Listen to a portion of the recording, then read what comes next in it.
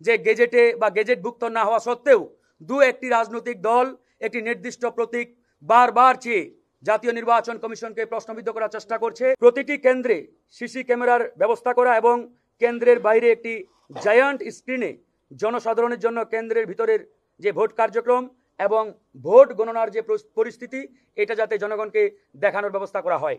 আপনারা আপনাদের বিধির বাইরে কোনোভাবেই যেতে পারেন না, যাওয়ার সুযোগ নেই। আপনাদের যে এক্সিস্টিং রুলস অ্যান্ড রেগুলেশন রয়েছে এর মধ্যেই আপনাদের থাকতে হবে। আমরা এটি আজকে তাদেরকে জানিয়েছি। একটি বিষয়ে আমরা কমিশনের দৃষ্টিগোচরে নিয়ে আসছি যে ইতিমধ্যে প্রতীক নিয়ে বেশ কয়েকটি দল নির্বাচন কমিশনকে বারবার বিব্রতকর অবস্থার মধ্যে ফেলার চেষ্টা করছে। এটি আমরা গণমাধ্যমে দেখেছি যে গেজেটে বা গেজেটভুক্ত না হওয়া সত্ত্বেও দু একটি রাজনৈতিক দল একটি নির্দিষ্ট প্রতীক বারবার চেয়ে জাতীয় নির্বাচন কমিশনকে প্রশ্নবিদ্ধ করার চেষ্টা করছে। বান্ডেল থাকলে প্রতি সেনমানিতে টাকা বাঁচবে। বিকাশ সেনমানি বান্ডেল কিনে জিতুন প্রতি লেনদেনে।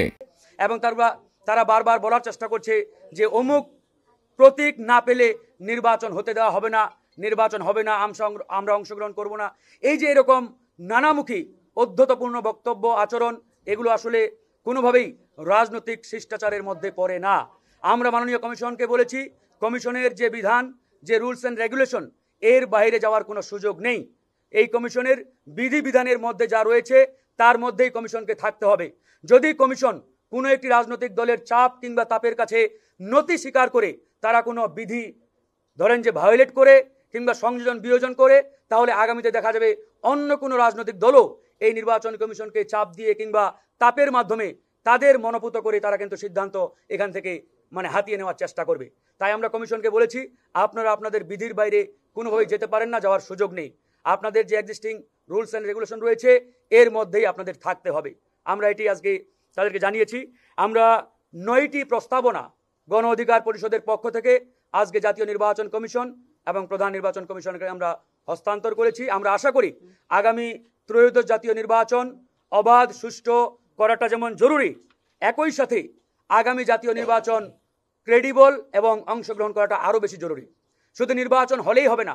বিগত সময়ে 12টি নির্বাচন এই বাংলাদেশে খাতা কলমে আমরা পেয়েছি এই 54 বছরের ইতিহাসে, কিন্তু আসলে প্রত্যেকটি নির্বাচন নিয়েই আমাদের প্রশ্ন রয়েছে, আলোচনা রয়েছে এবং সমালোচনার বড় একটি জায়গা কিন্তু রয়েছে।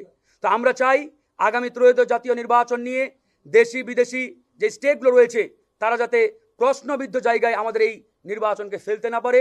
তাই আমাদের প্রত্যেকটি সংশ্লিষ্ট যারা আমরা প্রতিষ্ঠান, সংগঠন কিংবা রাজনৈতিক দল রয়েছি আমাদেরকেও সতর্ক এবং সজাগ থাকতে হবে। আমরা আজকে যে 9টি প্রস্তাবনা জাতীয় নির্বাচন কমিশনকে হস্তান্তর করেছি তার মধ্যে প্রথমত হচ্ছে আমরা আগামী ত্রয়োদশ জাতীয় নির্বাচনে প্রবাসীদের ভোটাধিকার নিশ্চিত করতে চাই। এটি আপনারা জানেন যে গণ অধিকার পরিষদ প্রায় 1 বছর আগেই প্রবাসীদের ভোটাধিকার নিয়ে তারা সোচ্চার ছিলেন এবং আমরা প্রায় বোধহয় 6 মাস আগে কমিশনকে জানিয়েছিলাম যে প্রবাসীদের ভোটাধিকার নিশ্চিত করতে হবে। তো কমিশন আজকে জানিয়েছে তারা এই বিষয়ে নীতিগত সিদ্ধান্ত নিয়েছে।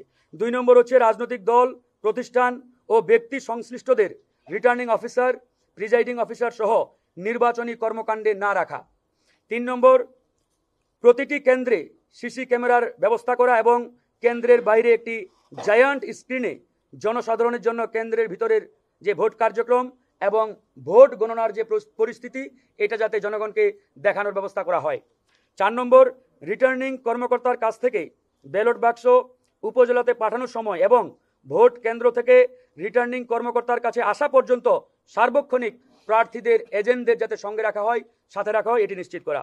5 নম্বর ভোট কেন্দ্রে সাংবাদিকদের প্রবেশাধিকার নিশ্চিত করা এবং কেন্দ্র দখল ও কালো ভোটের অভিযোগ যদি প্রমাণিত হয় তাহলে সাথে সাথে ভোট বন্ধ করে দেওয়া।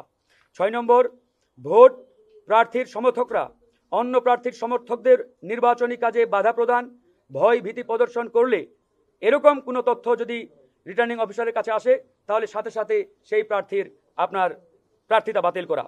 7 নম্বর বিগত 3টি নির্বাচন বিশেষ করে 2014, 2018 এবং 2024 সালে যে সকল কর্মকর্তা নির্বাচনী দায়িত্ব পালন করেছেন তাদেরকে আগামী ত্রয়োদশ জাতীয় সংসদ নির্বাচনের কোনো কর্মকাণ্ডে যাতে যুক্ত করা না হয় সে বিষয়ে এই কমিশনকে নিশ্চিত করা। 8 নম্বর পয়েন্ট বর্তমান অন্তর্বর্তীকালীন সরকারের কোনো উপদেষ্টা আগামী ত্রয়োদশ জাতীয় সংসদ নির্বাচনে অংশগ্রহণ করতে পারবে না বলে এরকম একটি বিধান আগামী জাতীয় নির্বাচনের আগে সংযুক্ত করে প্রধান উপদেষ্টা বরাবর প্রেরণ করা।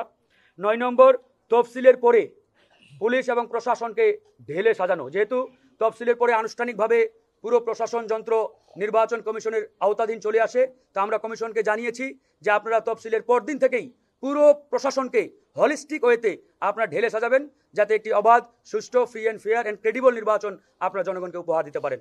তো যাই হোক, আমরা যারা আজকে উপস্থিত ছিলাম আমি একটু পরিচয় করিয়ে দিই, এরপর আমাদের মাননীয় সভাপতি বক্তব্য রাখবেন।